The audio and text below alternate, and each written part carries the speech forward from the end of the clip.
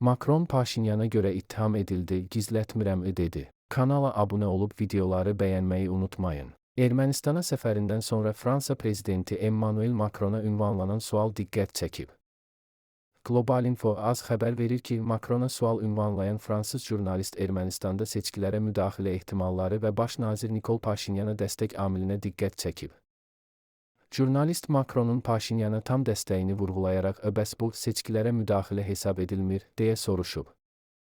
Macronun cavabı isə müzakirələrə səbəb olub.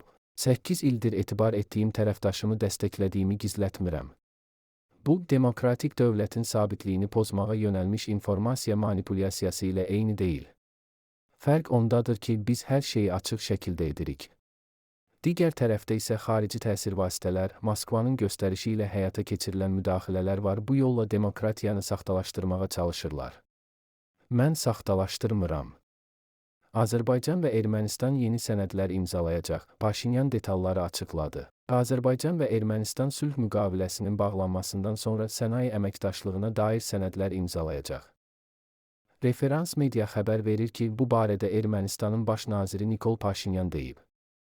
Erməni baş nazir qeyd edib ki, Azərbaycan-Ermənistan münasibətlərinin yaxşılaşması sülh müqaviləsinin imzalanması ilə başa çatmayacaq, tərəflər həmçinin sektor əməkdaşlığına dair sənədlər imzalamalıdır. Sülh müqaviləsinin imzalanması və təsdiqlənməsi işin tamamlandığı demək deyil. Əksinə, müqavilənin mətnində aydın şəkildə qeyd olunur ki, imzalandıqdan sonra sənaye əməkdaşlığı da daxil olmaqla yeni razılaşmalar əldə etməliyik. Nəqliyyat əlaqələrinin inkişafının vacib olduğunu deyən Paşinyan bildirib ki, hələlik konkret razılaşma əldə edilməsə də, Bakı və İrəvan bu sahədə artıq əməkdaşlıq edir.